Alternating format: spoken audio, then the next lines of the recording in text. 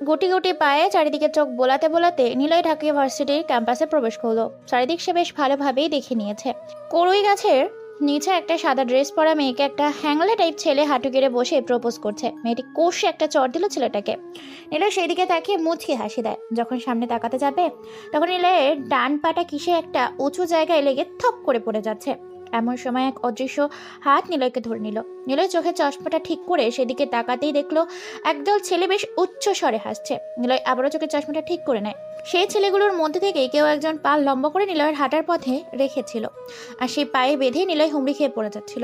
নিলয় কোনো কথাই বলে না, চুপচাপ হেঁটে সামনে এগোতে যাবে তখনই নেতাগোছের আরাফ নামে ছেলেটি নিলয়ের হাত টেনে নেয়। শাফিন, তোর পকেট থেকে সিগারেটটা বের কর তো। শাফিন নামের ছেলেটি আরাফের কথায় পকেট থেকে সিগারেট বের করে জ্বালিয়ে দেয়। আরাফ সিগারেট হাতে নিয়ে নিলয়ের মুখের সামনে ধরে, জোরপূর্বক সিগারেট ধরে বলতে লাগলো, এই খা, খা বলছি।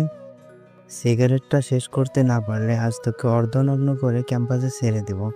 নিলয় আরাফের হাতটা থামিয়ে ওদের দিকে তাকিয়ে বেশ নরম গলাতেই বলতে থাকে, ভাইয়া, আমি জীবনে এসব খাইনি। আমি পারবো না ভাই। নিলয় কথাটি শুনে সবাই বেশ হো হো করে হাসতে লাগলো। নিলয় সবার দিকে করুণ দৃষ্টিতে তাকিয়ে আবারও চুপসে গেল যেন। হৃদয় নিলয়ের মাথায় সজোরে পিছন থেকে গাঁটটা দিয়ে জোরে হাসতে থাকে। সোহাগ নিলয়ের মাথাটা বেশ জোরেই চেপে ধরে নিলয়ের মুখে সিগারেট গুঁজে দেয়, বলে, তোর 14 গোষ্ঠী খাবে আজ, তুই খাবি না মানে? ভাই কি বললো শুনতে পাস নাই? টান টান সিগারেট টান বলছি। নিলয়ের ঠোঁটে সিগারেট আগুন লেগে ঠোঁটে কিছুটা পুড়ে যায়। নিলয় কান্না করতে থাকে। আর জোরে নিলয়ের মাথায় চড় মেরে দেয়।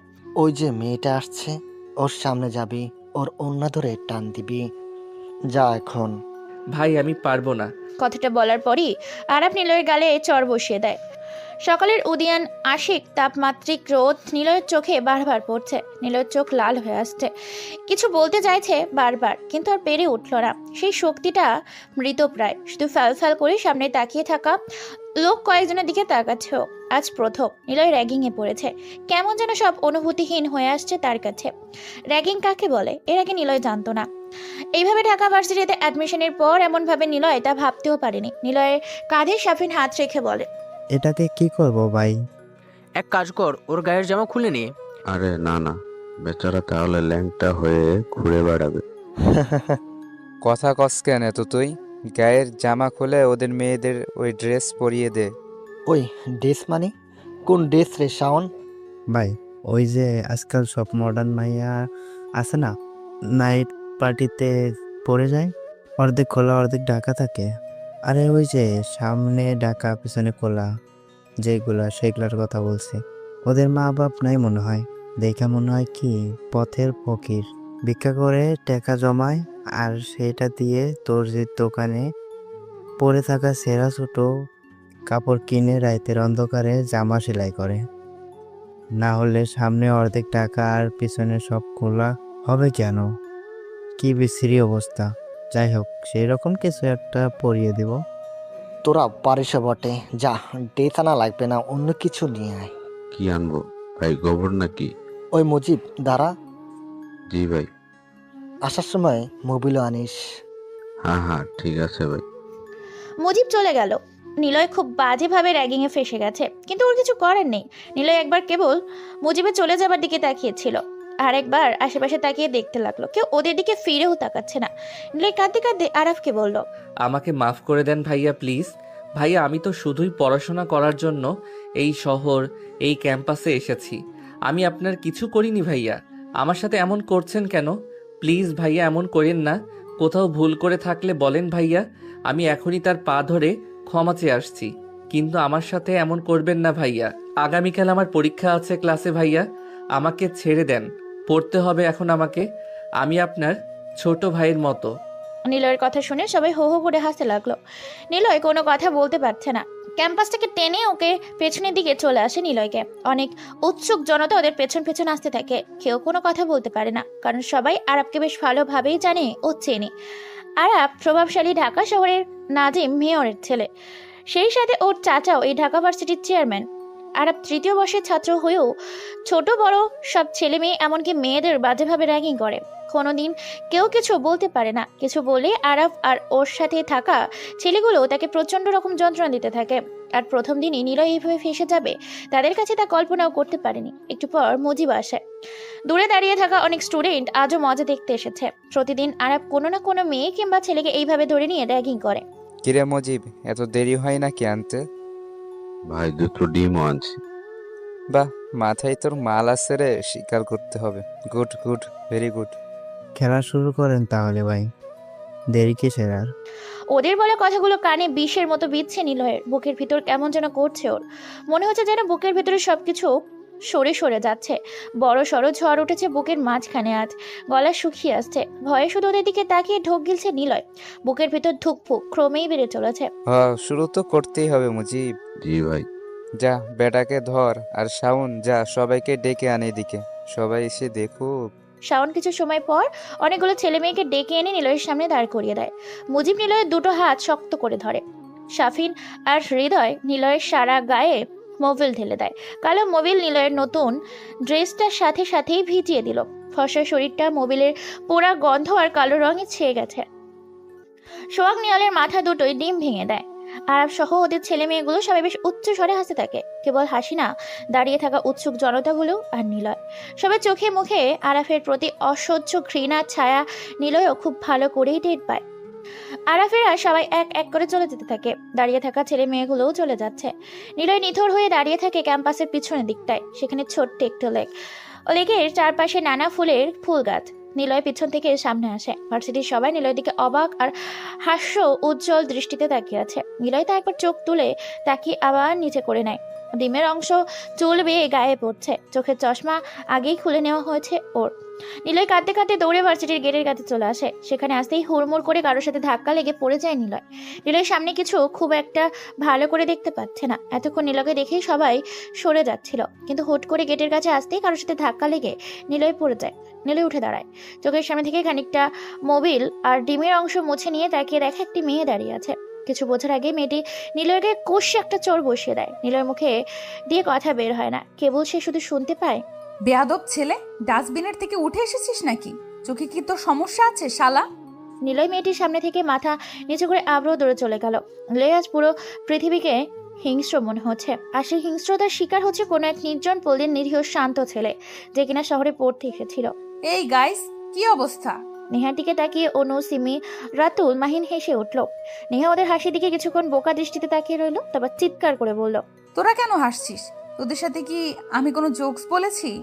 দোস্ত, তোকে কিন্তু এমন ড্রেসে সেই লাগছে। নিহার কথাটা শুনে নিজের দিকে তাকালো। গায়ে কেমন যেন মোবিল আর ডিমের গন্ধ ছড়িয়ে আছে। নিহা অবাক চোখে একবার নিজের দিকে তাকিয়ে আর একবার ভাবতে থাকলো ভার্সিটিতে আসার সময় সে ছেলেটার সাথে ধাক্কা লেগেছিল তার কথা। আর বলিস না রে, ভার্সিটিতে আসতে একটা অসহ্যকর ছেলের সাথে ধাক্কা লেগে এমন হয়েছে। ওই ছেলের গা থেকেই এই মোবিল আর ডিম লেগে আমার 15,000 টাকার ড্রেসটাই নষ্ট হয়ে গেল। যাই হোক, আরাফ কই?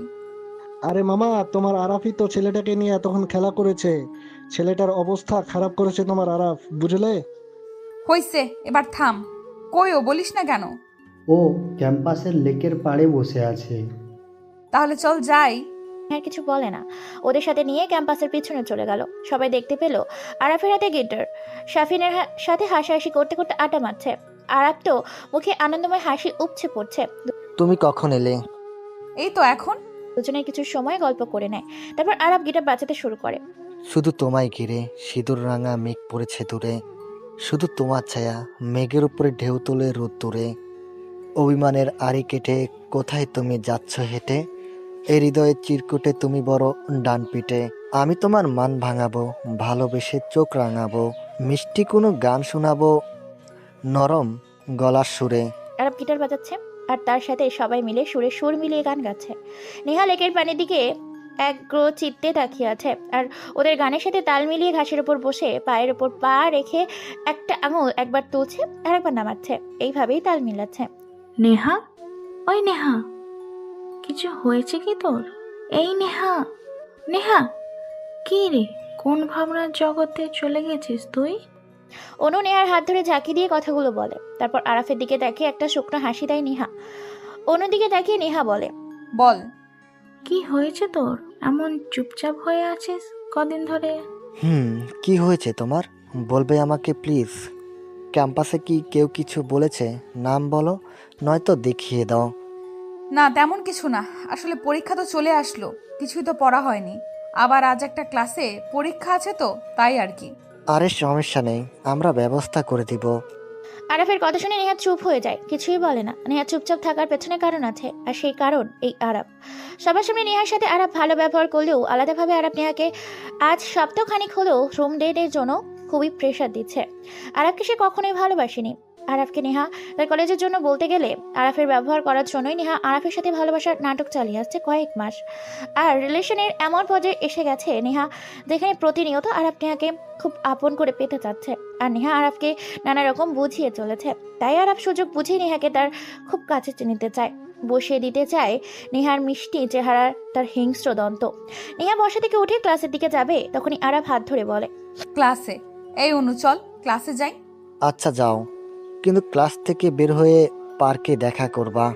হুম। নেহা আর অনু ক্লাসের দিকে যেতে থাকে। আরাফেরা সেখানে বসে আড্ডা দিতে থাকে। আরাফের ক্লাস না করলেও চলে, কারণ প্রভাবশালী ব্যক্তির ছেলে বলে কথা। আর নেহা বড়লোক বাপের একমাত্র মেয়ে। তবে নেহা ঢাকায় এসেছে কেবল পড়াশোনা করতে, আর নেহার পরিবার অন্য শহরে। তুই ওদের সাথে মুখে মুখে তর্ক করতে গিয়েছিস কেন? শোন নিলয়, তুই যদি চুপচাপ চলে আসতে ওখান থেকে, তাহলে ওরা কিছুই বলতো না। তোর ভুল হয়েছে এরকম কাজ করাটা। যখন তোকে বলেছিল ওই মেয়েটার ওড়না টেনে নিয়ে চলে আসতে, তুই চলে আসলেই পারতি, তাহলে তোকে আর এত কষ্ট করা লাগতো না। তুই না, মানে কি যে বলবো তোকে বুঝতে পারতেছি না। এরকম কেউ করে? হ্যাঁ না দোস্ত, আমি বলবো তোর অন্যায় হয়েছে, তুই ওদের কথা শুনলেই পারতি। ঋষাদের কথা শুনে নিলয় কিছুক্ষণ তাকিয়ে থাকে ওর দিকে। নিলয় ব্যালকনিতে এসে দাঁড়ায়, দীর্ঘ একটা শ্বাস ফেলে সিগারেট জ্বালায়। ঋষাদ ওর পাশে যেয়ে নিলয়ের মুখ থেকে সিগারেট কেড়ে নিয়ে ছুঁড়ে ফেলে দেয়। নিলয় একটু মুচকি হেসে শান্ত গলায় বলে, ওদের চামচা কবে থেকে হলি তুই? এই খবরদার বলছি, আজে বাজে কথা বলবি না। আমি চামচা ওদের? তা নয়তো কি, তখন থেকে দেখছি ওদের সুনামের তো তোর পঞ্চমুখ। হাই, আমি কি তোর মতো নাকি যে বেশ নায়কগিরি দেখাতে যাব আর তারপর মাথায় ডিম ফাটিয়ে সারা গায়ে মোবিল মাখিয়ে বাড়ি ফিরবো? নিলয় কিছু বলে না, কেবল দূরে বসা দুটো পাখির দিকে তাকিয়ে নীরবে কি যেন ভাবছে। ঋষাদ বলেই চলছে, আচ্ছা বাদ দে, যা হয়েছে ওইসব ভুলে যা। ওদের থেকে দূরে থাকবি, একদম দূরে থাকবি। ডাকলে কাছে যাবি, হ্যাঁ ছাড়া বেশি কিছু বলবি না। নিলয় হাসে। ঋষাদ মুখে বেশ চিন্তার ছাপ স্পষ্ট। নিলয় দেখতে পায়। নিলয় বিছানায় চলে এসে গা এলিয়ে দেয়। তারপর, ওই শোন, এদিকে আয়। হ্যাঁ হ্যাঁ, তোকে ডাকছি আমি, এদিকে আয়। আয় আয়। নিলয়ের কাঁধে ব্যাগ ঝুলিয়ে আর এক হাতে পকেটে গুজে মাথা নিচু করে ক্যাম্পাসে প্রবেশ করে। ধীর পায়ে হাঁটতে থাকে নিলয়। তখনই নিলয়কে উদ্দেশ্য করে আরাফ এর ডান হাত শাফিন ডাকলো। নিলয় একবার পিছনে তাকিয়ে শিওর হয়ে নেয় যে ওকে ছাড়া অন্য কাউকে ডাকছে না, কিন্তু না, তারা নিলয়কেই ডাকতে থাকে। নিলয় একটু তাড়াতাড়ি হেঁটে ওদের সামনে আসে। এসে দাঁড়াতে শাফিন বলে ওঠে, ভাই, ওই বদ পোলা আসছে। আরাফ চায়ের কাপটা বেঞ্চের ওপর রেখে টি স্টল থেকে বের হয়ে এসে নিলয়ের দিকে তাকায়। সাথে আরাফের সাথে বেরিয়ে আসে মুজিবুর, হৃদয় আর সোহাগ। কিরে, কেমন আছিস? জি ভালো। নিলয়ের উত্তর শুনে আরাফ কপাল কুঁচকে নিলয়ের দিকে মাথা থেকে পা পর্যন্ত দেখলো। ভাব দেখে মনে হচ্ছিল আরাফ বোধহয় দর্জির কাজ শিখবে, কিন্তু না। নিলয়ের দিকে তাকিয়ে বলল আরাফ, তোর নামটা কি যেন? জি নিলয়, আমার নাম নিলয় ভাই। নিলয় ভাই? ক্যাম্পাসে ডন নাকি রে তুই?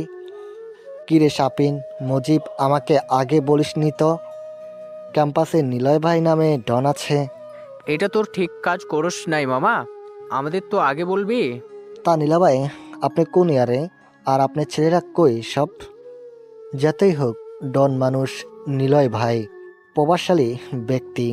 নিলয় কোনো কথা বলে না, কেবল একটু ঠোঁট বাঁকিয়ে মুচকি হাসে। আর সামনে দাঁড়িয়ে থাকা সবাই উচ্চ স্বরে হাসতে লাগলো। নিলয় ভয়ে ভয়ে বলে ওঠে, আপনার ভুল হচ্ছে ভাইয়া, আমি আমাকে নিলয় ভাই বলি নাই, আপনাকে ভাই সম্বোধন করে ডেকেছি।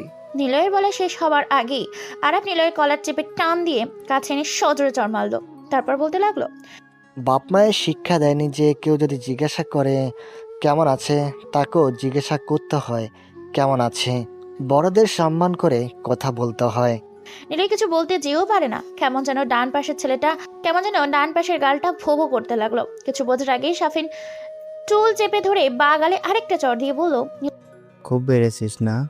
তোর মতো ছেলেদের না পুরোটা গিলতে সময় লাগবে না আমার। কর্তৃপক্ষের কাছে অভিযোগ করছিস আমাদের নামে, তোর তেরা কথা বলা আজ শিখিয়ে দিব। মুজিব, জি ভাই। ওরে আজ শিখিয়ে দিব বড়দের সম্মান করা। ভাই ফুল কোর্স। নিলয় কিছু বলে না, কেবল ঠায় দাঁড়িয়ে আছে। কেবল মনে পড়ে ঋষাদের কথা। শীতকাল বলেছিল কর্তৃপক্ষের কানে যেন কথাটা বলি, কিন্তু নিলয় তো বলেনি। তাহলে ঋষাদি এমন করছে, কি আর করার? ঋষাদি তাকে অনেক বেশি ভালোবাসে, তাই হয়তো এমন করেছে। নিলয় মনে মনে ঋষাদের কথা ভেবে হাসে, কিন্তু ডান গালের ব্যথায় হাসিটা প্রশস্ত হয় না। নিলয় চুপ হয়ে যায়। নিলয় বুঝতে পারে সামনে যে আরো বিপদ ঘনিয়ে আসছে, তা হলো কল্পনাতীত। আসন্ন বিপদের সাথে চারিদিকের পরিবেশটা কেমন যেন বিষণ্ণ হয়ে আসছিল। চারপাশের পরিবেশ যেন ফাগুনের প্রথম প্রহরটা সৌন্দর্য মণ্ডিত হচ্ছিল। চারপাশে যেন নতুনভাবে সেজেছে। নীল রঙা ড্রেস পরে একটি মেয়ে বেশ হনহন করে হেঁটে জটলা হওয়া মানুষের স্থানের দিকেই আসতে। নিলয় একবার মেয়েটার দিকে তাকিয়ে চেয়ে থাকে। মেয়েটা নিলয়ের দিকে তাকিয়ে চোখ সরিয়ে নেয়। নিলয় মেয়েটাকে চিনতে পারে। এটা ওই মেয়ে যাকে আগের দিন নিলয় ভুল করে ধাক্কা দিয়ে ফেলেছিল, আর মেয়েটা থেকে চড় মেরেও দিয়েছিল। মেয়েটার নাম নিলয় জানে না, কেবল কালকের ঘটনার পর নিলয় মেয়েটাকে চিনে নিয়েছে। মেয়েটা হাসতে হাসতে আরাফের সাথে যোগ দিল। নিলয় মেয়েটার দিকে চোখ না সরিয়ে তাকিয়ে আছে। মেয়েটার নাম নেহা। নেহা নিলয়ের দিকে একবার তাকিয়ে হাসি থামিয়ে বলে, আজকের এই মুরগিটাকে? কথাটা বলি নেহা উচ্চ স্বরে হেঁটে ওঠে। নিলয় মেয়েটার হাসির দিকে তাকিয়ে থাকে অপলক। কেমন যেন বিহমান স্রোতের আবেগীময়ী শব্দের কোলাহলে চারপাশ স্তব্ধ হয়ে নিলয়ের কানে কেবল নেহার হাসির ঝংকার বেজে চলছে। আরাফ নিলয়ের দিকে তাকিয়ে তা বুঝতে পারে। আরাফ নিলয়ের কলার ধরে বলে, ওই হিরো, ওই যে একটা মেয়ে আসছে শর্ট স্কার্ট পরা। আচ্ছা, কিসমিস খাইছিস কখনো? আমি জি জি ভাইয়া। আজ আবার খাবি? দেখ দেখ, ওই মেয়ে রে। হ্যাঁ, ওরে গিয়ে তোকে করতে হবে। কি করতে হবে ভাই? কথাটা বলার সাথে সাথেই আর একটা লাথি মারে সাফিন। নিলয় সিটকে পড়ে যেতে চেয়েও পড়ে না। সাফিন অবাক হয়। যতটা দূরে নিলয় পড়বে ভেবেছিল, নিলয় তো পড়েনি, বরং সেখানেই দাঁড়িয়ে থাকে। সাফিন বেশ জোর গলাতেই বলে, বুঝোস না? না কি খাইতে বলছে ভাই তোরে? খুব পাকছো এখনই। ভাইয়ের মুখ থেকে শুনতে চাস না কি করতে হবে? বলে দেন ভাই, ছেলের বয়স হয়েছে আর পাখাও গজিয়েছে। তখনই সবাই নিলয়ের উপর ঝাঁপিয়ে পড়ে, মারে ইচ্ছে মতো। মারার সময় কোনো জায়গায় কোনো বিচার আচার ছিল না। শারীরিক নির্যাতন ছেলেদের কিভাবে করা হয় সেসবই বুঝেছিল নিলয়। নিলয়ের সবাই গণপিটুনি দিতে থাকে। চোখ দুটো চলে যায় দাঁড়িয়ে থাকা মেয়েটার দিকে। নেহা নামের মেয়েটি এবার বলে ওঠে, আরাফ থামো প্লিজ, এমন করো না, ও মরে যাবে। এমন কেন করো তোমরা? নেহা এসে আরাফের সেখান থেকে নিয়ে চলে যায়। ভার্সিটির অনেক ছেলে মেয়ে দাঁড়িয়ে দেখতে থাকে নিলয়ের রক্তাক্ত শরীরটা মাটিতে পড়ে আছে। নিলয় কাঁচতে থাকে, মুখ দিয়ে লালা সহ রক্ত বেরোতে থাকে। পেটে ব্যথায় আর দাঁড়াতে পারছে না, ওর কথা বন্ধ হয়ে আসছে। চোখ দিয়ে শুধু অজর ধারায় পানি ঝরছিল। নিলয় তলপেটে হাত দিয়ে পাগলের মতো মাটিতে গড়াগড়ি খাচ্ছিল। নিলয় কোনো একজনকে দৌড়ে আসতে দেখে, পরিচিত একটা মুখ। নিলয় শুনতে পায়, নিলয় ঠিক আছিস তুই? তোর কিছু হবে না, আমি আসছি। নিলয় মুখ ও কণ্ঠটা বেশ ভালো করে চেনে। ঋষা দৌড়ে আসে নিলয়ের কাছে। নিলয়ের হাত ধরে টেনে তুলতে নিলয় দেখতে পায় আরো একজন এগিয়ে আসছে তাদের দিকে। নিলয় একটু অবাক হলেও কিছু বলতে পারে না। সে একজনটা হলো নেহা। কিন্তু নেহা কেন এগিয়ে আসছে নিলয়কে বাঁচাতে? প্লিজ তাড়াতাড়ি ওকে হসপিটালে নিয়ে যান। চলুন, আপনাকে আমি পৌঁছে দিচ্ছি। নিলয় সেখানে নেহা আর নিশাদ হসপিটালে নিয়ে যায়। নিলয় কিছুদিন পর সুস্থ হয়ে ওঠে। নিলয় মেসে ফিরে আসে। এই কয়েকদিন নিশাদ নিলয়কে অনেক বেশি কেয়ার করেছে। নিলয় সরি রে, আমার জন্য তোর মার খেতে হয়েছে। আরে বাদ দে। আমি যদি বিচার না দিতাম তাহলে এত কিছু নাও হতে পারতো। প্লিজ তুই কিছু করিস না, চল আমরা পুলিশের কাছে যাই। নিলয় কোনো কথা বলে না, কেবল একটু হাসে। গায়ে ব্যথা থাকার জোরেও হাসতে পারছে না। ঋষাদ জানে নিলয়ের হাসির কারণ, তবুও নিলয়ের দিকে ভ্রু কুঁচকে তাকায় ঋষাদ। বোকার মতো প্রশ্ন করে, হাসছিস তুই কেন? এমনি, সিগারেট দে। মনে নেই সেই দিন সিগারেট না খাওয়া নিয়ে আরবদের সাথে তো ঝামেলা হয়েছিল? সেদিন তো সিগারেট খাইতে চাসনি, কিন্তু আমি তো জানি তুই সিগারেট ছাড়া চলতে পারিস না। এসব বাদ দে, চল পুলিশের কাছে যাই। পুলিশ কি করবে? তাহলে কে করবে? তুই। কি? আর কতদিন এভাবে? এবার তো চলো। আরাফের কথা শুনে নেহা যেন কেমন নড়ে চড়ে বসলো। আরাফের কাঁধ থেকে মাথা তুলে এক হাত দূরে সরে আসলো নেহা। আরাফ এগিয়ে যেতেই নেহাও সরে যেতে থাকে। আরাফ আবার বলে, কি হয়েছে নেহা? এমন কেন করো? আমি না, তুমি কেমন যেন করছো। কেমন করছি? তোমার হাতকে কন্ট্রোল করো। আমার লজ্জাস্থান ছোঁয়ার চেষ্টা করছে ও। প্লিজ আরাফ, এসব বিয়ের পর এমন কেন করছো তুমি? কামান নিয়া, বিয়ের পর তো রাত দিন পরে আছে। কামন নিয়া, বিয়ের পর তো রাত দিন পরে আছে। আগে তো একটু মাস্তি করে নিই। আর সবাই জানে একটা মেয়ের সাথে একটা ছেলের ফিজিক্যাল রিলেশন না হলে যে মেয়েটা ছেলেটাকে ছেড়ে চলে যায়, এটাই বাস্তবতা। তোমাকে ভালোবাসি, তোমার সাথে রুম ডেট না হলে তুমিও ছেড়ে চলে যাবে। চুপ। আর একটা কথা বলবে না তুমি। তোমার কাছে ভালোবাসাটা এইরকম হতে পারে, কিন্তু আমার কাছে না। আমারই ভুল ছিল তোমার প্রপোজাল গ্রহণ করার। আমি যাচ্ছি। নেহা উঠে চলে আসে। নেহা আরাফের প্রথম প্রথম সময় কাটানোর জন্য ভালোবাসলেও ধীরে ধীরে চেয়েছিল আরাফকে সে সত্যিকার অর্থেই ভালোবাসবে। কিন্তু আরাফের কাছে আজ ভালোবাসাটা টিকিয়ে রাখার নতুন এক বাস্তব গল্প শুনে ভালোবাসাটাই কেবল যেন গায়ে গুলিয়ে উঠছে। নেহা চাইলেও ব্রেকআপ করতে পারছে না, কারণ আরাফের বাবা নেহার বাবার থেকেও প্রভাবশালী। আর তাছাড়া যদি সবাই মিলে নেহাকে তুলে নিয়ে যায় তখন কি হবে, এসব কিছু ভেবে নেহা রিলেশন চালিয়ে যাচ্ছে। আর ওদিকে আরাফ একজন প্লে বয়। তবে নেহাকে সে সত্যিকারেরই ভালোবাসে। তবে আরাফ আরও অনেক মেয়ের সাথে রিলেশনে জড়িয়ে আছে। এটা নেহা যেমন জানে না, তেমনি ওই বাকি মেয়েগুলোও জানে না আরাফ কেবল তাদের সাথে ফিজিক্যাল রিলেশনের জন্যই ভালোবাসার নাটক করছে। নেহা মাথা নিচু করে হাঁটে, কেমন যেন সব অস্থির লাগছে। আরাফের মুখটা মনে ফুলেও ওর চরিত্রের কাছে তা কালো হয়ে ভাসছে। দূর থেকে নিলয়কে দেখে নেহা দেখতে পায় মাথা নিচু করে ছেলেটা আসছে। আর এইদিকে নিলয় বেশ কয়েকদিন পর ভার্সিটিতে আসলো। মজার ব্যাপার হলো, নিলয় এই অবধি যে কয়েকদিন ভার্সিটিতে এসেছিল কোনোদিনই ক্লাস অবধি যেতে পারেনি। ক্যাম্পাসে আসাকালীন র্যাগিং এর শিকার হয়েছে তারপর অপমানে ফিরে আসতে হয়েছে, না হয় ফিরে আসতে হয়েছে বাধ্য হয়ে। নিলয় মাথা নিচু করে এগিয়ে যাচ্ছে। এই নিলয়, এদিকে আসো। নিলয় থমকে দাঁড়ায়। এদি নিলয়কে এখনো কেউ নাম ধরে ডাকেনি বা এইভাবে ডাকেনি। নিলয় ঘুরে তাকিয়ে দেখে নেহা নামের মেয়েটি তাকিয়ে আছে নিলয়ের দিকে এবং হাত দিয়ে ইশারা করে ডাকছে। নিলয় ধীর পায়ে এগিয়ে যেতে থাকে নেহার দিকে। তখনই পেছন থেকে কে যেন নিলয়ের কাঁধে হাত রাখে। নিলয় ঘুরে তাকাতেই দেখে আরাফাত আর দলের ছেলেপুলে। নিলয় মাথা নিচু করে নেয়। কোথায় যাচ্ছিস? কোথাও না ভাইয়া। নেহার দিকে যাচ্ছিস না? হুম। নেহা, তুমি যাও এখান থেকে। কেন? বললাম না যেতে।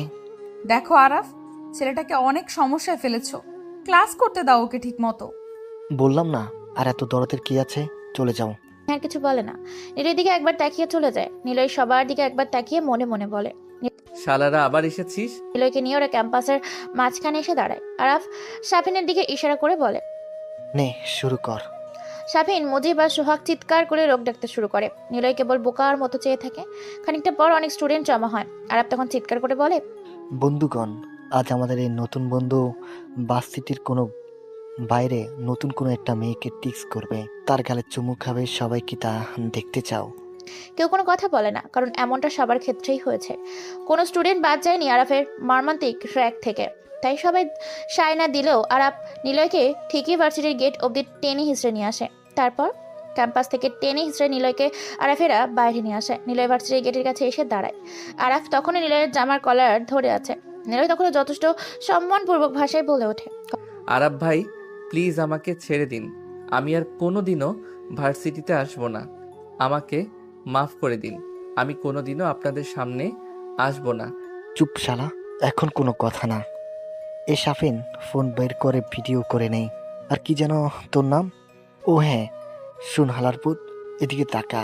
দেখ, অনেকগুলো মেয়ে আসছে। ওই মেয়েগুলোর মধ্যে যে টাইট পোশাক পরে আছে তাকে সরাসরি গিয়ে বলবি আপনার সাথে করতে চাই। ছি ভাই, এসব কি বলেন? আমি পারবো না। কথাটা বলার সাথে সাথেই নিলয়ের গালে শাফিন এসে চর বসিয়ে দেয়। আরাফ রেগে যেয়ে বলে ফেলে, শালা মাদারি, যা বলছি তাই করবি, না হলে তোর খবর আছে। শুন, আমাদের দিকে একবারও তাকাবি না। কোথা যাবি বলবি আর চলে আসবি। নিলয়কে আরো একটি চর দিয়ে সবাই সেখান থেকে চলে আসে। নিলয় কিচ্ছু বলে না, সোজা মেয়েগুলোর সামনে যে আরাফের বলা কথাগুলোর মধ্যে প্রথম কথা বলতে মেয়েটা চিৎকার দিয়ে ওঠে। নিলয়ের কষে চর মারে। সাথে সাথে আশেপাশের লোকগুলো জড়ো হয়ে যায় ক্যাম্পাসে। তখন আরো যেসব বড় বড় ভাইরা ছিল ওই সময় সেখানে এসে নিলয়কে রাস্তার উপর রেখে ইচ্ছে মতো মারতে থাকে। আম জনতাও গণপিটুনি দিতে থাকে। বেশ কিছু সময় নিলয়ের ওপর এক প্রকার ঝড় ও নির্যাতন চলতে থাকে। কেউ শুনেনি সেই সময় নিলয়ের কথা। অনেক লোকের ভিড়ে পরিচিত দুটি মুখ নিলয় দেখতে পায়, নেহা ও ঋষদ। কিন্তু তাদেরও কিছু করার ছিল না, কেবল তারা আত্মচিৎকার বলেই চলেছে। আপনারা ওকে ছেড়ে দিন।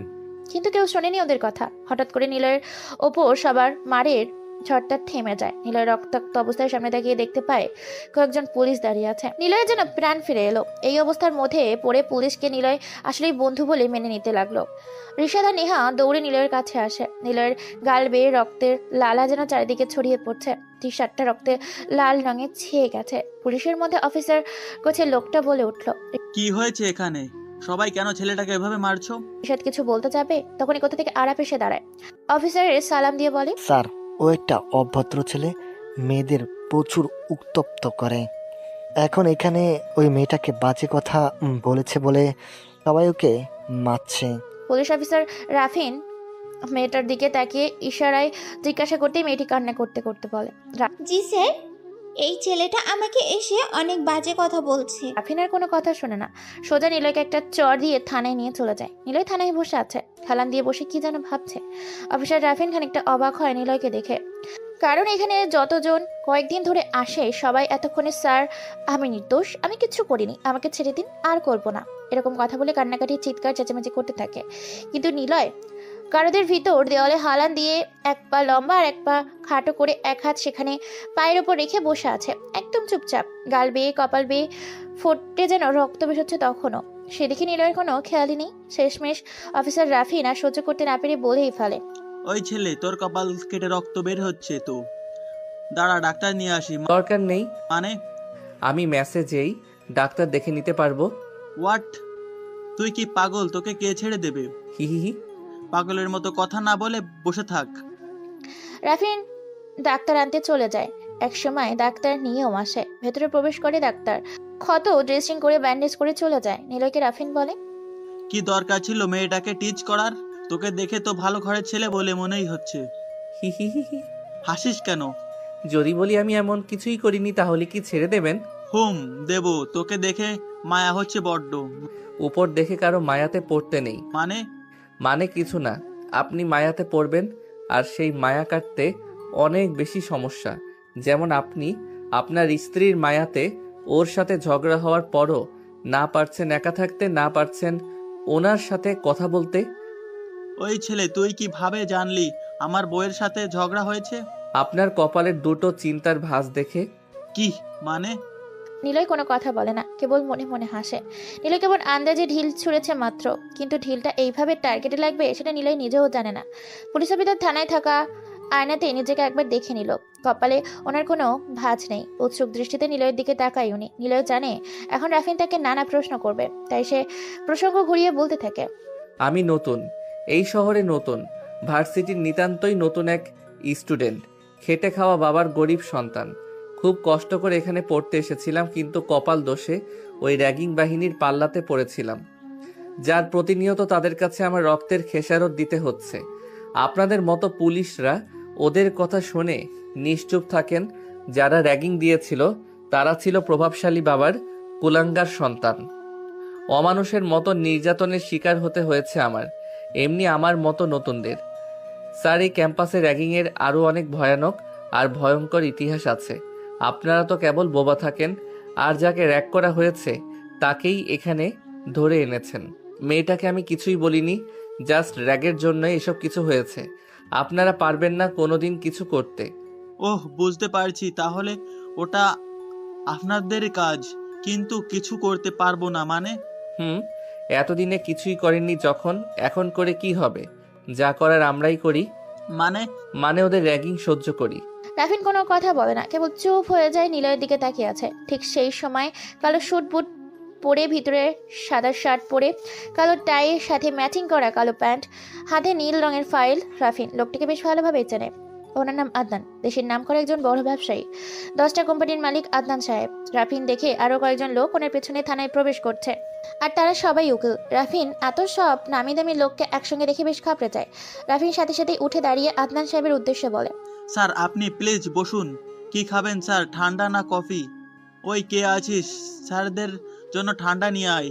আদনান সাহেব আংশিক মুখ বেঁকিয়ে রাফিনের দিকে একবার তাকায়, তারপর চেয়ারে হাত দিয়ে দাঁড়িয়ে বলে, রাফিন সাহেব, আমি এখানে বসতে আসিনি, এইমাত্র যাকে ধরে এনেছেন তাকে ছাড়াতে এসেছি। আদনান সাহেবের কথা শেষ করতে না করতেই রাফিন দেখে আরো 2 জন লোক থানায় প্রবেশ করে, নেহা ও ঋষাদ। নেহা অবাক চোখে তাকিয়ে আছে রাফিনের সামনে আদনানকে দেখে, কেননা কে না চেনে তাকে। শহরের সবাই এই আদনানকে এক নামে চেনে, আর সেই বিশিষ্ট লোক নিলয়কে ছাড়াতে এসেছে। নেহা ভেবেই তো অবাক হচ্ছে। স্যার আগে বসুন প্লিজ, তারপর কথা বলছি। নৌমি রাফিন, এই নিন। আদনান সাহেব আর কোনো কথা বলে না, সোজা নিলয়ের জামিনের কাগজ রাফিনের টেবিলের উপর রেখে দেয়। রাফিন আর নেহা সবাই চোখ বড় বড় করে চেয়ে তাকাচ্ছে টেবিলে রাখা কাগজের দিকে, আরেকবার তাকাচ্ছে স্যুটটাই পরা আদনান সাহেবের দিকে। রাফিন মনে মনে বহুবার বলেও ফেলেছে, এই ভদ্রলোকের ঝামেলা যত তাড়াতাড়ি শেষ করা যায় ততই নিজের জন্য মঙ্গল। কিন্তু ভদ্রতার খাতিরে কিছুই বলতে পারছে না রাফিন। রাফিন তাড়াতাড়ি কাগজটা দেখেই বলে, রহিম ভাই, নিলয়কে নিয়ে আসুন। নিলয় আসে। সবাই নিলয়ের দিকে তাকিয়ে আছে। ইনোসেন্ট মুখশ্রীতে গোল গোল দুটো চোখ, ঢলঢলে চাহনি নিয়ে নিলয় আসে। সবাই অবাক হয়ে তাকায়, কেবল রিশাদ বাদে। আদনানের সাথে থাকা লোকগুলো ভাবে, কি এমন বিশ্বস্ত আছে এই ছেলের মধ্যে যার জন্য প্রভাবশালী আদনান সাহেব তাকে ছাড়তে এসেছে? কি সম্পর্ক ওর সাথে? কিন্তু কেউ কিছু জিজ্ঞেস করার সাহস পায় না। নিলয় আসতেই আদনান সাহেব বলে, নিলয়। সবাই আদনান সাহেবের কথা শুনে ওনার দিকে তাকায়, আর স্পষ্ট দেখতে পায় আদনানের চোখের কোণে পানি। নিলয় মুচকে আসে, কিন্তু আদনান সাহেব হাসে না। নিলয় আদনানের দিকে একবার তাকিয়ে রিশাদের পাশে দাঁড়িয়ে থাকা নেহার দিকে তাকিয়ে শুকনো একটা হাসি দেয়। আদনান বলে, আরাফদের আমি দেখেছি। না, তার কোনো দরকার নেই, রাফিন সাহেব আছে তো, উনি দেখবে। আদনান আর কোনো কথা বলে না, রাফিনের দিকে তাকিয়ে তীক্ষ্ণ এক দৃষ্টি দেয়। রাফিন বুঝে নিয়েছে তার কি করতে হবে। আদনান আর দাঁড়ালো না। নিলয়ের দিকে আর একবার তাকিয়ে আদনান সোজা চলে আসে থানা থেকে। নিলয় ধীর পায়ে এগিয়ে আসে রাফিনকে বলে, বলেছিলাম না স্যার, আমি মেসেজেই ব্যান্ডেজ করে নিব। নিলয়ের কোনো কথা বলে না, সেও থানা থেকে চলে আসে। রাফিনের মনে হাজারটা প্রশ্ন নিলয়কে নিয়ে, কিন্তু সে প্রশ্নগুলো করা একদমই সুযোগ পায় না। তবে রাফিন জানে এখন তার কি করতে হবে। সোজা ভার্সিটি যেতে হবে, তারপর বাকিটা সেখানেই দেখা হবে। তারপর কালো রং এবং 4 জন পুলিশ সহ জিপ গাড়িতে ভার্সিটির মধ্যে প্রবেশ করে। কিছু সময় আগের ঘটনাগুলো সবার এখন মুখে মুখে, তাই পুলিশ আসবে এটা স্বাভাবিক। আর সবাই জানে পুলিশ এসেই আসামির বিরুদ্ধে কথা বলবে, তাই সবাইকে আরাফের ভয়ে মিথ্যে কথা বলে ছড়ানোর উপায় নেই। কারণ রাত শেষে ঠিকই ভার্সিটিতে সবাইকে আসতে হবে, আর এটাই সুযোগে সহনীয় প্রভাবশালী লোকের ছেলে মেয়েগুলো দূরের ছেলে মেয়েদের নিয়ে যা ইচ্ছে করে। প্রতিবাদ করলেই সমস্যা কমার থেকে দ্বিগুণ বেড়ে যায়। রাফিনের গাড়িটা ভার্সিটির প্রসঙ্গে এসে থামে, তখন সবাই সেদিকে তাকিয়ে আছে। আরাফ আর তার ছেলেরা ক্যাম্পাসে বসে আড্ডা দিচ্ছে। রাফিন সোজা সেখানে যায়। ওই ওঠ।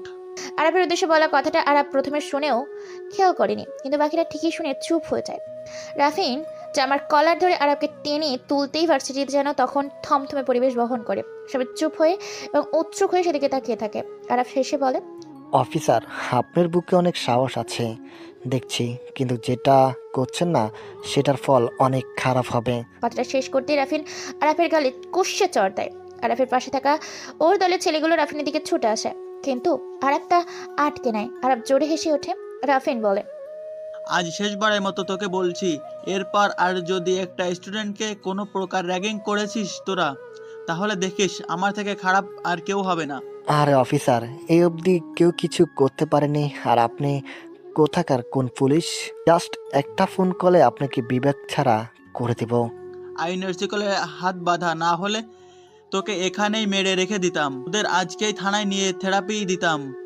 কিন্তু তোদের ফার্স্ট হিস্টোরি শুনে খারাপ লাগলো, তবে তোদের সাথে খুব দ্রুত আমার আবার দেখা হবে। মাথায় রাখিস নিলয়ের সাথে যেটা করেছিস। স্যার, আমরা না দিলেও ক্যাম্পাসে অনেকে আছে, তাদের কি ঠেকাবেন? রাফিন বিদ্রুপের একটা হাসি দিয়ে রাফিনের দিকে তাকিয়ে বলল কথাটা। রাফিন জানে আরাফ এই এলাকার প্রভাবশালী একজন নেতার ছেলে, তাই বেশি আরাফ রিয়াক্ট করে লাশও তার পড়ে যেতে পারে। তবে রাফিন বলে, কি করে ঠেকাবো? পিছনে লাঠির ডান্ডা পড়লে এমনিই সব ঠান্ডা হয়ে যাবে। তোদের এসব নিয়ে কষ্ট করে ভাবতে হবে না, কেমন? রাফিন আর দাঁড়ায় না, সোজা চলে আসে। ক্যাম্পাস শুধু লোক রাফিনের দিকে তাকিয়ে আছে। এই 5 বছরে এরকম ঘটনা প্রথম ঘটলো। তো আরাফ থেমে থাকার মানুষ না, ফোন বের করে তার বাবা ও চাচাকে সবটা বলল। ক্যাম্পাসের গেটের কাছে আসতেই নেহার সাথে রাফিনের দেখা। রাফিন জিপ থেকে নেমে নেহার সামনে যেয়ে দাঁড়ায়। নেহা ভ্রু কুচকে তাকায় রাফিনের দিকে। রাফিন কোনো ভনটা ছাড়াই বলে, আপনিও তো এগিয়েছিলেন থানায় নিলয়কে দেখতে। আদনান সাহেবকে কে চেনেন? তাকে কেই না চেনে। আর আমি বলতে চাচ্ছি নিলয়ের সাথে ওনার কি সম্পর্ক? আমিও জানি না। মানে আপনার না ফ্রেন্ড? সেটাও জানি না। আরে ম্যাডাম, তাহলে দেখতে গিয়েছিলেন কেন? জানি না। জানেন এটা কি? কিছু না। ওকে নিলয়ের ঠিকানাটা দিন। সরি মিস্টার, সেটাও জানি না আমি। অ্যাকচুয়ালি আমার সাথে নিলয়ের এখনো কথাই হয়নি। ওকে আমার বিএফ মেরেছিল বলে দেখতে গিয়েছিলাম। হুম। নেহা চলে আসে। রাফিন বোকার মতো কিছুক্ষণ তাকিয়ে থেকে চলে আসে ভার্সিটি থেকে। নেহা ধীর পায়ে ক্যাম্পাসে এগিয়ে যায়। আরাব নেহাকে দেখেই ডাক দেয়। নেহা সেদিকে যায়। আরাবের কাছে যেই আরাব বলে, তুমি নিলয়কে কেন দেখতে গিয়েছিলে? এমনি। এমনি মানে? কি সম্পর্ক তোমার সাথে ওর? আমি একটা জিনিস খেয়াল করেছি, ওকে কিছু বললেই তুমি বাধা দাও। কোথায় এমন নয় তো তুমি আরো প্রেম করছো? আরাফের গালে নেহা একটা চড় বসিয়ে দেয়। আরাব চোখ বড় বড় করে নেহার দিকে তাকিয়ে আছে। সবাইকে কি তোর মতো খারাপ মনে হয়? তোর মতো কি অন্যদের সাথে আমি প্রেম করে বেড়াবো? বেয়াদব ছেলে, কি মনে করিস? হ্যাঁ, তুই অন্যদের সাথে প্রেম করবি আর সেটা আমি জানবো না? আর আমাকে ডেটিং এর ভালোবাসা শেখাতে আসিস, তাই না? নেহার কথাগুলো শেষ করি কটকট করে হেঁটে ভার্সিটি থেকে বের হয়ে আসে। আরব গালে হাত দিয়ে নেহার চলে যাবার দিকে তাকায়। শাফিন বলে ওঠে, ভাই এটা কি হলো? সবটা হয়েছে ওই শালা নিলয়ের জন্য। ওকে পেনি, ওকে একেবারে মেরে ফেলবো। ভাই রাফিন আর নেহা দুজনে আজ তোমাকে চড় মেরে গেল। সময় খারাপ যাচ্ছে, কাল থেকে রেগিন বাড়িয়ে দে। এখনই ঘোষণা দিয়ে দে, যে শালা পুলিশের কাছে কমপ্লেন করবে তাকে বাসিটি ছাড়া করব। আরাফের কথা মতো সোহাগ আর তার মুজিব সারা ক্যাম্পাসে কথাটা জানিয়ে দেয়। সবাই বুঝে নিয়েছে কাল থেকে তাদের কপালে অনেক খারাপ কিছুই ঘটতে যাচ্ছে। রাফি নিলয়ের ম্যাচের সামনে দাঁড়িয়ে আছে। সেদিনের ঘটনার পর নিলয়ের ম্যাচ খুঁজে বের করতে করতে রাফিনের সময় লেগেছে 15 দিন। রিশাদ ম্যাচের সামনে দাঁড়িয়ে থাকা পুলিশ অফিসারের সামনে যায়। স্যার আপনি এখানে? নিলয়ের সাথে কথা বলতে আসলাম। আচ্ছা ভিতরে আসুন। রাফি নিলয়ের রুমে আসে। এটা কোনো কিছু বললে ভুল হবে, পাঁচতলা একটা বাড়ি। নিলয়ের মুখে মেজ শুনে নিলয়ের ঠিকানা খুঁজে বের করতে অনেক বেশি সময় লাগে ওর। এই পুরো বাড়িতে খুব একটা লোক নেই বললেই চলে। বাড়িটার ভিতরে একটি ছোট্ট চায়ের দোকান, একজন বয়স্ক লোক সেখানে চা বিক্রি করেন, আর দুটো ফ্যামিলি থাকে নিচতলায়। আর উপরের বাকি তলাতে কেউ নেই। সবটা জুড়ে নিলয় আর ঋষাদের থাকার জায়গা। রাফিন যখন প্রবেশ করে তখন চারিদিক বেশ ভালো করেই তাকাতে তাকাতে যায়। সিভিল ড্রেস পরা, তাই ফ্যামিলির লোকও খুব একটা কিছু মনে করেনি। নিলয়ের ফ্ল্যাটে যায় ওরা। নিলয়ের রুমেই কাছেই আসে, দরজাটা খোলাই আছে। রাফিন আর ঋষাদ রুমে প্রবেশ করে। দুটো এসি, দুটো বেড, দুটো সিলিং, একটা 32 ইঞ্চি স্মার্ট এলইডি টিভি, বড় একটা ফ্রিজ, বেশ গোছালো পরিপাটি একটা রুম। রাফিন হাবার মতো তাকিয়ে সবটা দেখে নিল। কারণ নিলয় নিজেই বলেছিল সে গ্রাম থেকে এসেছে। খেটে খাওয়া গরিব বাপের ছেলেও বহু কষ্টে পড়াশোনা করতে এসেছে। তাহলে এত কিছু কিভাবে আসলো? কোথায় পেল? কে ও? রাফিনের মনে প্রশ্নগুলো বারবার ঘুরপাক খাচ্ছে। সে এসেছিল আদনানের রহস্য বের করতে, আর এসেই আরো বড় রহস্যে পড়ে যাবে রাফিন তা ভাবতেও পারেনি। রাফিন ভেবেছিল হয়তো ভাঙচুর করা একটা মেসে থাকবে, কুড়ে ঘরের মতো রুমে থাকবে, কিন্তু না, রাফিন যা ভেবেছিল তার কিছুই এখানে নেই। এসব কিছু কি নিলয়ের নাকি ঋষাদের? জানতে হবে। রাফিন বিড়বিড় করতে থাকে। কখন যে নিলয়ের সামনে এসে দাঁড়িয়েছে রাফিন তা জানে না। নিলয় বলে, আরে স্যার আপনি? নিলয় কেমন আছো তুমি? তোমাকে দেখতে আসলাম। জি স্যার ভালো। তা ভাবি কেমন আছে? ঝগড়া মিটেছে? রাফিন হাসে, তবে অবাক হয় নিলয় এখনো সেই কথা মনে আছে দেখে। রাফিন বলে, হুম, সব ঠিক। তুমি কি আসলেই ভালো আছো? জি স্যার। কিন্তু এমন পরিস্থিতিতে তোমার তো মানসিক চাপে থাকার কথা, মেন্টালি অনেক প্রবলেম হওয়ার কথা। আসলে স্যার আমি মেন্টালি অনেক স্ট্রং তো, তাই। হুম। রাফিন ঘুরে বেড়ায় রুমে। রাফিনের মনে হাজারটা প্রশ্ন, কিন্তু কিভাবে শুরু করবে বুঝতে পারছে না। নিলয় জানে রাফিন তাকে জিজ্ঞেস করবে, তাই নিলয় বলে, আদনান সাহেব আমাকে কেন ছাড়িয়ে এনেছিল সেটাই জানতে এসেছেন? হুম। কারণ আমি ওনার গ্রামেরই ছেলে, আর এই বাসাটা ওনারই। আমাদের বাড়ির পাশেই ওনার গ্রামের বাড়ি। সেখানে ওনার মা বাবা থাকেন, আর ওনাদের সাথে আমার মা বাবা দারুণ সখ্যতা। উনিও যান সেখানে, আর সেখান থেকেই পরিচয় আমার ওনার সাথে। ব্যাস, আর কিছুই না। ওহ। রাফিন এতক্ষণে সব বুঝতে পারে। নিলয়ের সাথে আরো কিছুক্ষণ কথা বলে চলে আসে সেইখান থেকে। রাফিন চলে যেতেই ঋষাদ বলে, তুই ওনাকে মিথ্যা কেন বললি? মিথ্যে কি বললাম? গ্রামেই তো থাকতাম নাকি? আরে সেটা তো অনেক আগের কথা। বাদ দে। আরাফের কি খবর বল। নেহার সাথে ঝামেলা চলছে, তবে ঝগড়া করছে খুব। গুড, এটার জন্যই তো আমার ভার্সিটিতে আসা। যত বেশি র্যাক করতে ততই সে এগিয়ে। এগিয়ে যাব মানে? কোথায় এগিয়ে যাব? মৃত্যুর দেশে। হা। যাই হোক, ফোন দে তো মাসুমের কাছে। কেন? আরে দে না। নিলয়, তুই আবার শুরু করলি তো। আমি এখনই ফোন দিচ্ছি, তবে মাসুমের কাছে না। তাহলে কোথায়? আজ। আচ্ছা বাদ দে, ভার্সিটিতে যাব, কি? নিলয় কোনো কথা বলে না। বিছানার বালিশের নিচ থেকে সিগারেট বের করে প্যাকেট থেকে লাইটার নিয়ে জ্বালিয়ে টানতে থাকে। রিশাদ এসে সিগারেট মুখ থেকে কেড়ে নিয়ে বাইরে ফেলে দেয়। নিলয় হাসতে হাসতে বিছানায় বসে। রিশাদ বলে, তোকে আর ভার্সিটিতে যেতে হবে না, এখনো সুস্থ না তুই। তাছাড়া তুই গেলে ঝামেলা বাঁধবে, ওরা ভালো না। হি হি হি। হাসিস কেন? আমি ভালো তো? রিশাদ নিলয়ের প্রশ্নের উত্তর দেয় না, কেবল দীর্ঘ একটা শ্বাস নিয়ে নিলয়ের পাশে বসে। তারপর নিলয়ের দিকে তাকিয়ে রিশাদ বলে, দেখ নিলয়, কেউ না চিনলেও আমি তোকে ঠিকই চিনি। ভয় হচ্ছে রাফিন আরবদের শাসিয়ে এসেছিস বলে। এবার নিশ্চয় খুব বড় ঝামেলা হবে।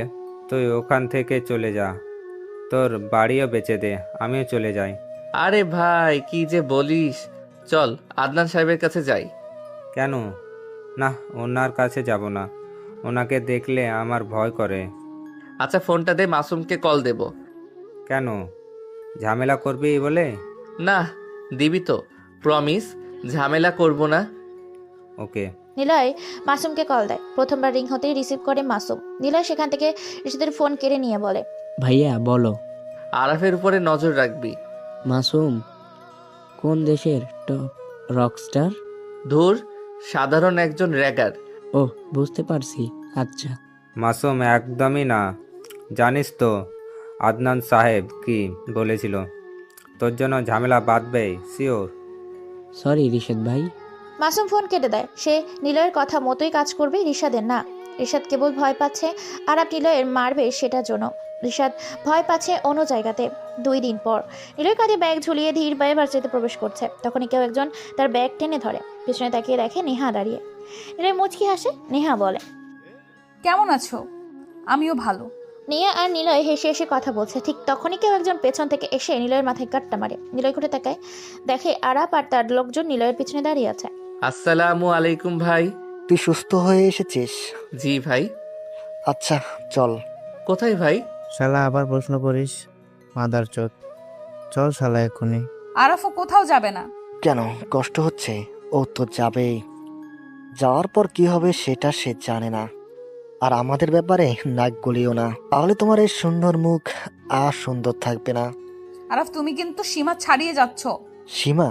এখন ছাড়াবো তোর গায়ে হাত দিয়ে? প্রেম করতাম বলে একদিনে তো গায়ে হাত দিতে দিস নাই। আজকে সবার সামনে তোকে চুমু খাবো, দেখবো কে বাঁচায়। কথাটা শোনার সাথে সাথে নেহা কষে আরাফের গাড়ি চড় বসিয়ে দেয়। তারপর নিলয়ের দিকে তাকিয়ে বলে, তুমি কি রকম ছেলে হ্যাঁ? তোমার সামনে একটা মেয়েকে অপমান করে তুমি কিছু বলতে পারো না? থুটা আরাপের পায়ের নিচে ছড়ে নেহা। তারপর হন হন করে চলে যায় সেখান থেকে। আরাপ মুচকি আসে, নিলয়ের জামার কলার ধরে নিয়ে যায় টানতে টানতে। তারপর আরাপ নিলয়ের টি শার্ট ধরে টানতে টানতে নিয়ে যায়। ভার্সিটির সবাই ওদের দিকে তাকিয়ে আছে। নিলয় কারোর দিকে তাকানোর সুযোগ পাচ্ছে না, কেবল বারবার বলছে, ভাই আমাকে ছেড়ে দিন প্লিজ। আমি কি ক্ষতি করেছি আপনাদের? আমাকে দয়া করে ছেড়ে দিন ভাই প্লিজ। নিলয়ের কোনো কথা শোনে না। ক্যাম্পাসের ঠিক মাঝখানে একটি জামরুল গাছের গোল চত্বরে নিয়ে আসে নিলয়কে। ভার্সিটির সব স্যার ম্যাম আর স্টুডেন্টরা এক দৃষ্টিতে তাকিয়েছে সেদিকে, কিন্তু কেউ আরাফের সামনে এসে নিলয়কে বাঁচানোর চেষ্টা করছে না। ওর কজন ছাড়া বাকি সবাই মুখে এক প্রকার দুশ্চিন্তা ও বিষণ্ণের ছাপ।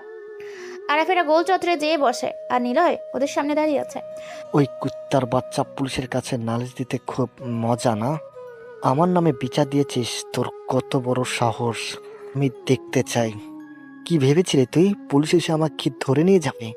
ডাক শালা তোর পুলিশকে, দেখি ওর কত বড় সাহস আমাকে ধরে নিয়ে যায়, শালা মাদারি। ওরা সবাই হো হো করে হাসতে থাকে। হাসতে হাসতে যেন মাটিতে গড়িয়ে পড়বে এমন তো অবস্থা। নিলয় শুকনো মুখে তাকায় ওদের দিকে, কোনো কথাই বলছে না ও।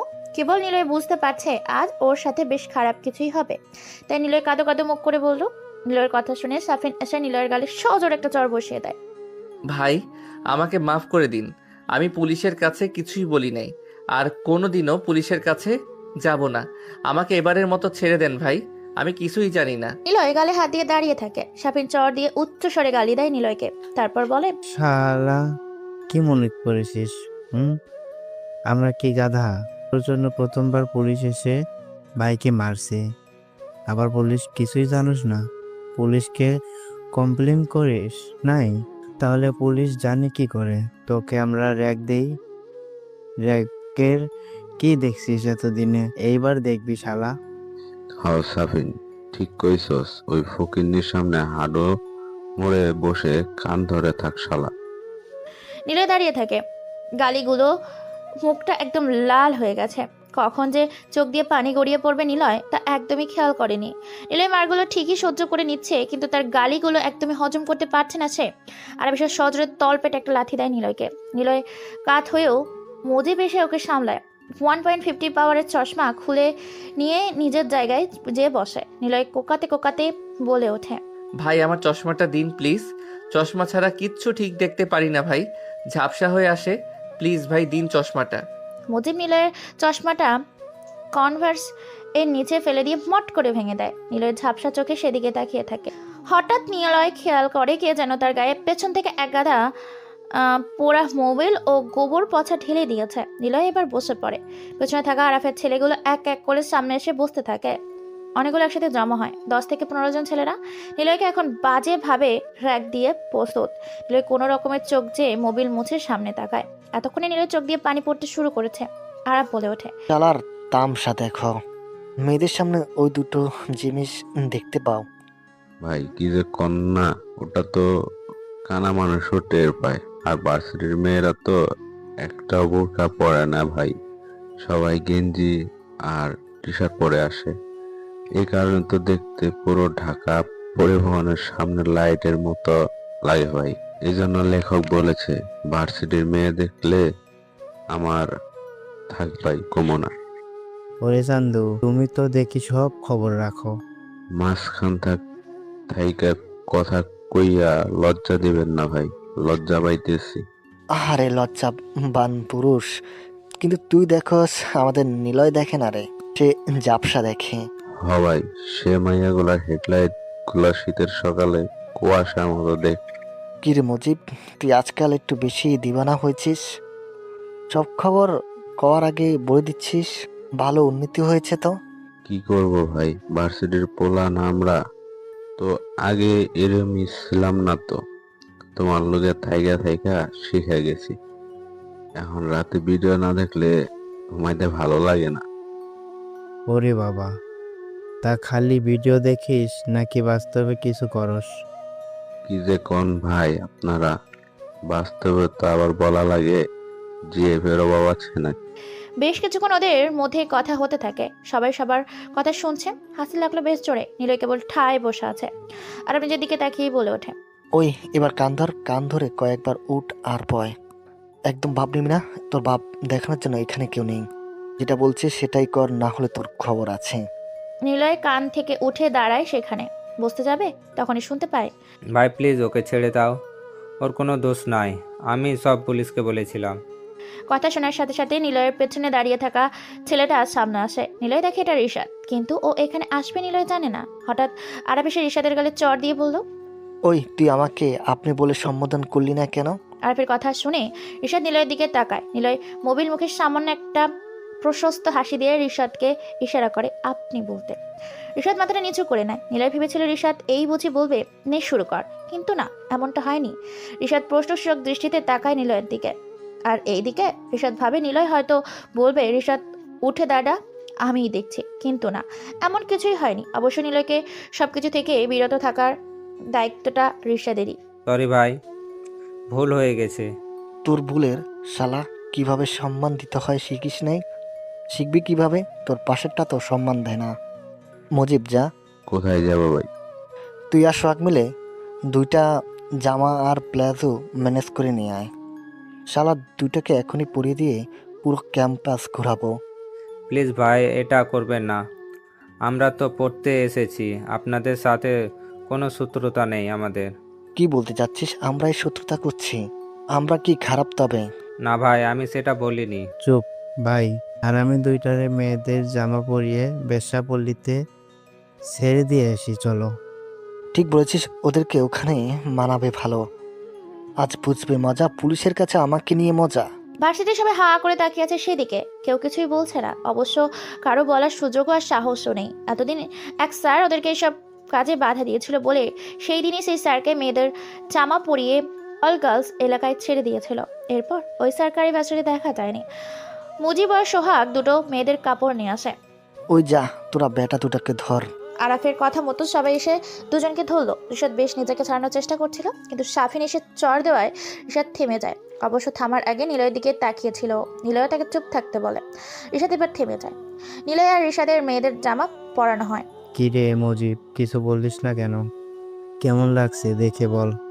ভাই, নীল সিনেমার তো পুরাই ওই যে কে আছে না, ওই যে টেনিস খেলে নিগ্র একটা মেয়ে, দূর নামটা ভুলে গেছি, ওটার মতো লাগছে। আর এই রিশাদ কে তো বস, পুরাই সাকিরের মতো লাগছে। ওরে বাপ রে, তুই তো দেখি বেশ কিছু জানিস। আচ্ছা চল, নাগিন গিন গিন গিন ডান্স দেই ওদের সাথে। চুপ শালা, আমি ডিজে অলক ভাষণ দেব। এক একটা মাল সেই মাল লাগছে বস। মুজিব, বেশি পাকনামা হচ্ছে, চল ওদেরকে জায়গা মতো নিয়ে যাই।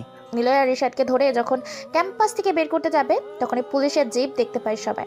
মুজিব, সোহাগ, বাকিরা সবাই আরাফের পিছনে যেয়ে দাঁড়ায়। আরাফ দেখে রাফিন তার দিকে পথভূর্ত এগিয়ে আসছে। এসব কি হয়েছে এখানে? স্যার, ওরা আবার নিলয়কে র্যাগিং করছে।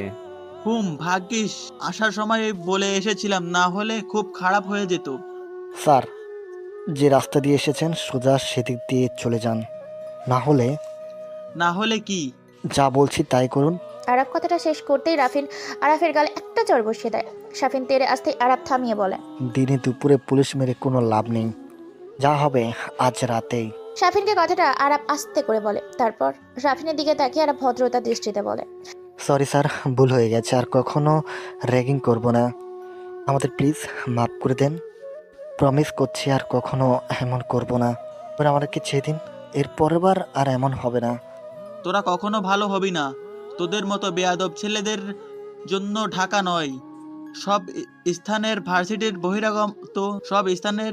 বহিরাগত ছেলে মেয়েরা ঠিকভাবে পড়াশোনা করতে পারে না। সরি স্যার, বুঝেছি, আর হবে না। যা এখন, পরের বার কিন্তু আর ছাড়বো না। আরাফরা চলে যায়। নিলয় আর রিশাদ সেখানে দাঁড়িয়ে থাকা। রাফিন বলে, বাড়িতে যাও, আর কখনো ওরা তোমাকে জ্বালাবে না। হাসো কেন? চারও মনে হয় পাগল হয়ে গেছে মানসিকভাবে, এত চাপ সহ্য করতে পারেনি তাই। স্যার, আসছি, ধন্যবাদ। নিলয়কে নিয়ে রিশাদ চলে যায়। রিশাদ নিলয়কে বলে, তুই কেন ওনার সামনে হাসছিলি? ওরা আবার র্যাগিং করবে তাই হাসি পেল শুনে। তুই তো বেশি বুঝিস।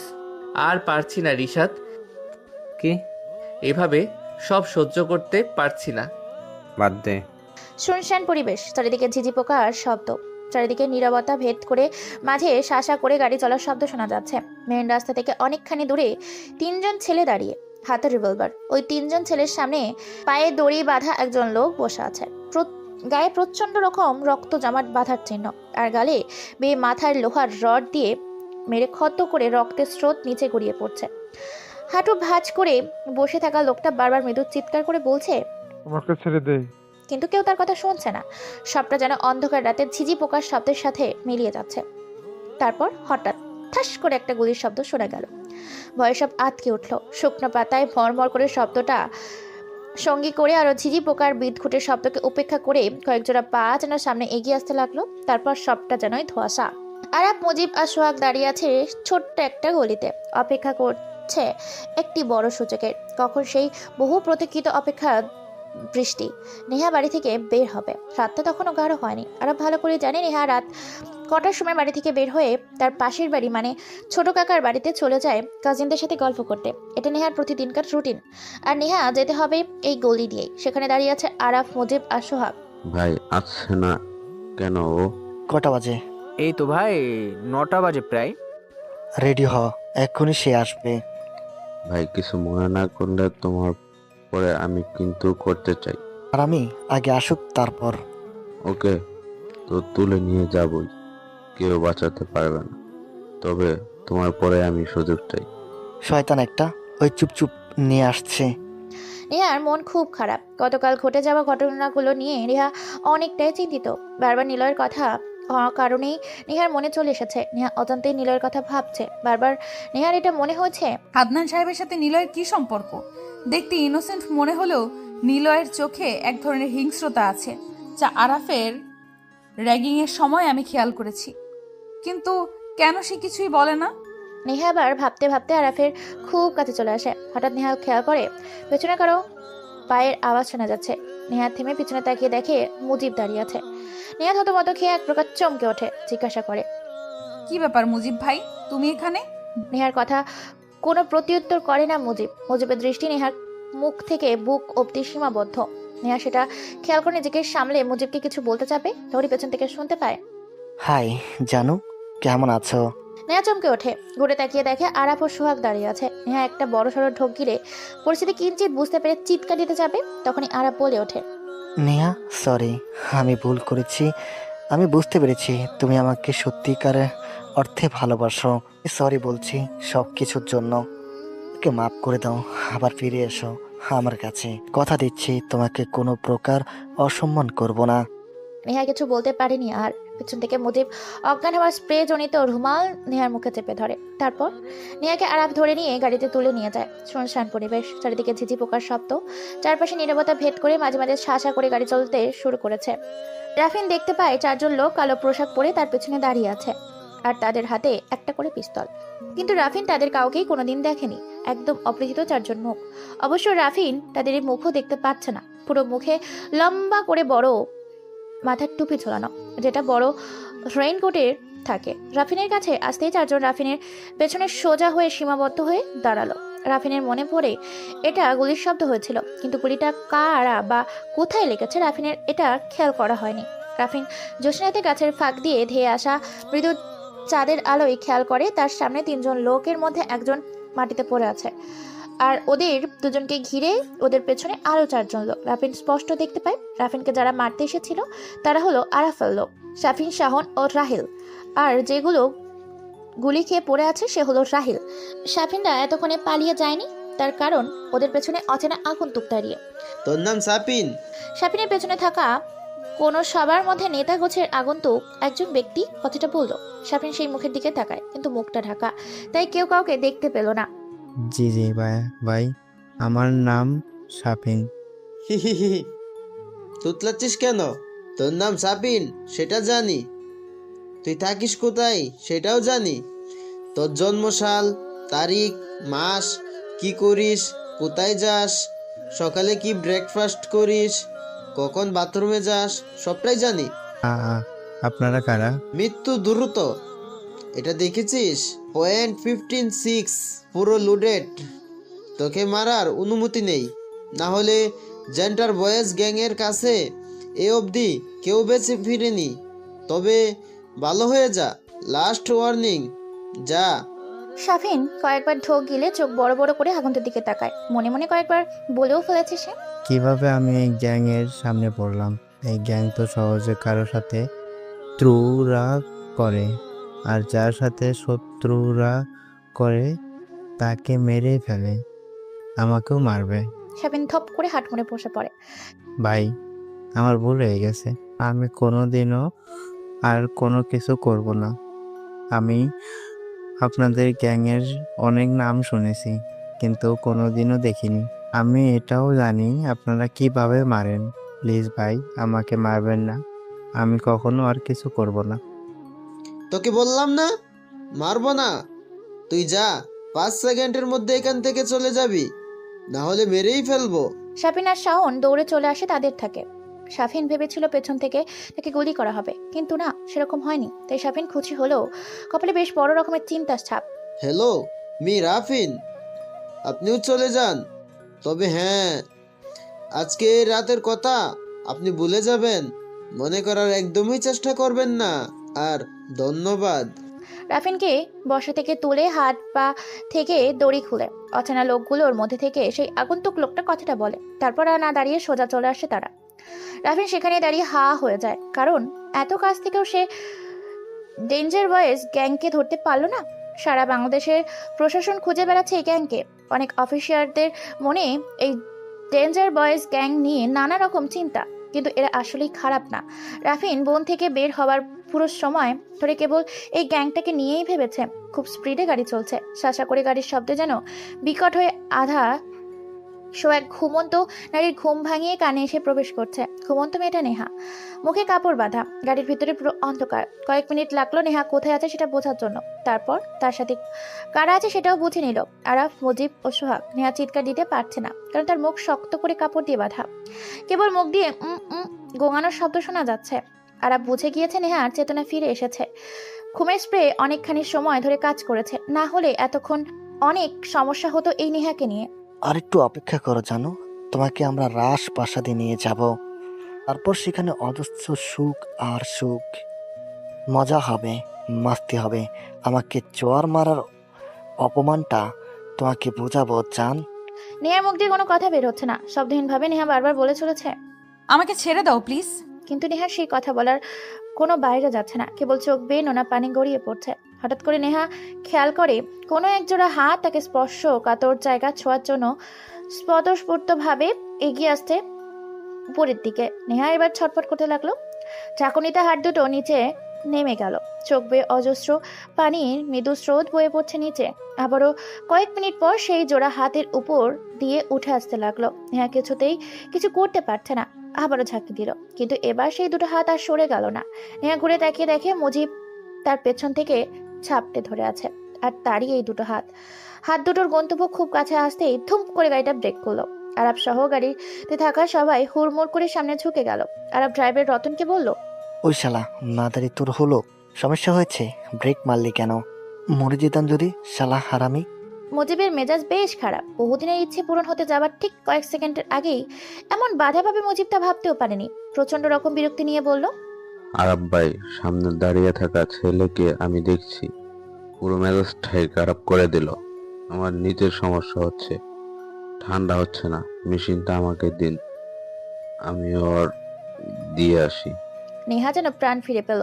বাইরে কি হচ্ছে নেহা তা একদমই জানে না। কেবল গাড়ির সামনে হেডলাইটে নেহা স্পষ্ট দেখতে পায়, লম্বা টুপি ঝুলিয়ে পেছনে হাত বেঁধে কে যেন মাথাটা একদম নিচু করে দাঁড়িয়ে আছে বাইকের সামনে। এই একজন নেহার জন্য মুজিবের মতো কুত্তার বাচ্চার হাত থেকে ওর সম্মানটাকে বেঁচে গেল হয়তো। নেহা অনেক খুশি হলেও চিন্তার ছাপ তার চায়নি। মুজিব গাড়ি থেকে নামে, আর আপা সোহাগও তার পিছনে নামে। নেহা গাড়িতে একা, কেবল ড্রাইভার সিটে বয়স্ক রতন কাকু বসে আছে। রতন লাল নেহাকে খুব ভালোভাবেই চেনে, কারণ বহুবার আরব স্যারের সাথে নেহাকে সে দেখেছে। রতনলালের কাছে নেহা তার মেয়ের মতোই লাগে। সবসময় নেহাকে সে মা বলেই ডেকেছে। এমন কিছু হোক রতনলাল একদমই চাচ্ছিল না, তাই হঠাৎ পথে বাধা পাওয়াতে দুজন খুব খুশি। রতনলাল নেহার মুখ থেকে কাপড় খুলে দেয়। তখনই তারা শুনতে পায় ঠাস করে একটা গুলির শব্দ, আর গুলিটা মাথা ভেদ করে সোজা আরাফের গাড়ির কাছের সাথে এসে লাগে। কাঁচ ভেঙে যায়। নেহা চিৎকার করে ওঠে, কানে হাত দিয়ে সামনে তাকিয়ে দেখে মুজিব মাটিতে পড়ে আছে। নেহা গাড়ি থেকে নামে। আরাফ আর সোহাগ ভয়ে একদম পাথর হয়ে যায়। ওদের পা যেন আর চলতে চায় না। চোখের সামনে আরাফের প্রিয় বাম হাত এইভাবে মাটিতে পড়ে থাকবে লাশ হয়ে। আরাফ তা কল্পনাও করেনি। আরাফ মুখ তুলে সামনে তাকায়। লম্বা টুপিওয়ালা ছেলেটার হাতে একটি পিস্তল, সোজা আরাফের দিকে তাক করা। আরাফ ভয়ে দাঁড়িয়ে আছে, মুখ দিয়ে কোনো কথা বের হচ্ছে না। নেহা যেয়ে আরাফের পাশে দাঁড়ায়। মুজিবের কপাল বেয়ে তাজা রক্ত পিসডালা মাটিতে পড়ে ছিটিয়ে যাচ্ছে। নেহা রক্ত দেখে জ্ঞান হারায়, ঠপ করে মাটিতে পড়ে যায়। আরাফ দেখে আগন্তুক ছেলেটা তার দিকে এগিয়ে আসছে। আরাফ হাঁটু মেরে বসে তার নিচে, চোখ দিয়ে ভয়ের অশ্রু গড়িয়ে পড়ছে শুধু। আরাফ আর সোহাগ হাত জোর করে সামনে থাকা দাঁড়িয়ে অচেনা ছেলেকে সামনে বলতে থাকে, বা বা ভাইয়া, আমি জানি আপনি কে। আমি ডেঞ্জারাস গ্যাংয়ের কেউ, কারণ আমি আর্টিকেলে পড়েছিলাম আপনাকে নিয়ে। একটা ফটো বের হয়েছিল আপনাদের নিয়ে। কেন আপনার মতো পোশাকে দাঁড়িয়ে আছে কয়েকজন, হাতে পিস্তল, নিচে আপনাদের গ্যাং সম্পর্কে লেখা আর্টিকেল। কিন্তু আমি জানি না আপনি কে, আপনার সাথে আমার কিসের শত্রুতা। আমাকে প্লিজ মারবেন না, আমাকে মাফ করে দেন, আমাকে ছেড়ে দিন। আমি জানি আপনারা কাউদেরকে বাঁচিয়ে রাখেন না, কে ছেড়ে দিন ভাই, প্লিজ। আগন্তুক কোনো কথা বলে না। গাড়ির পাশে ভয়ে চুপসে থাকা রতনলালের দিকে অপরিচিত ছেলেটা ইশারা করে। রতনলাল সামনে আসে, ইশারায় বলে কাপড় দিয়ে দুজনের চোখ বেঁধে দিতে। রতনলাল কথা মতো আরাফ আর সোহাগের চোখ বেঁধে দেয়। তারপর ইশারাতে বলে নেহাকে গাড়িতে তুলতে এবং সোজা নেহাদের বাড়িতে পৌঁছে দিতে। রতনলাল যেন তার কথা শুনতে বাধ্য। অপরিচিত লোকটার কথা মতো রতন নেহাকে গাড়িতে তুলে, তারপর সামনে এসে দাঁড়ায়। ইশারায় বলে তাকে পৌঁছে দিয়ে এদেরকে এখান থেকে নিয়ে যেতে। রতন আর দাঁড়ায়নি, সোজা গাড়ি ঘুরিয়ে সোজা টান দিয়ে ফেলে আসে। রাস্তায় পরিচিত দিক ধরে চলতে থাকে। দুজন মানুষ রাস্তায় এক পাশে চোখ মুখে কাপড় বাঁধা অবস্থায় বসে আছে। কেউ একজন এসে দুজনের হাত পায়ে দড়ি দিয়ে বেঁধে দেয়। তারপর লম্বা টুপিওয়ালা ছেলেটা আরাফের কানের কাছে মুখ নিয়ে বলে, খুব মজা লাগে মানুষকে হাঁটু মুড়ে বসতে দেখলে, তাই না? আর আবার কিছু শুনতে পায় না। অনেকটা সময় পেরিয়ে গেল, কোনো কিছু শব্দ শুনতে পাচ্ছে না ওরা। সোয়া কয়েকবার ডাক দিল। আরাব ভাই, ভাই আছেন? আরাব ঠিকই তার পাশে থাকলেও কোনো কথা বলতে পারছে না, কারণ আরাব এক মনে ভেবে চলেছে কে এই ছেলে, কথাটা অনেক পরিচিত। কিন্তু তবুও কনফিউজ যেন আরাফের মনে বড় রকমের চিন্তা ছাপ। তবে কি সে ইনোসেন্ট, চশমা পরা, নাকি অন্য কেউ? সে তো এমন হবে না কখনো। দেখতে তো গাইয়া, খ্যাত আর আবুল মার্কা লাগে। তাহলে কে হতে পারে? কেনই বা থ্রি গ্যাংয়ের লোকের শেষের কথাটি বলে গেল? নেহার যখন জ্ঞান পেয়ে তখন সে নিজেকে বিছানায় আবিষ্কার করে। ওকে ঘিরে বাড়ির সব লোকেরা দাঁড়িয়ে আছে। নেহা সবার দিকে তাকিয়ে জিজ্ঞেস করতে যাবে এখানে আমি কিভাবে এলাম, কিন্তু নেহাকে কিছু জিজ্ঞেস করার আগেই নেহার মা বলল,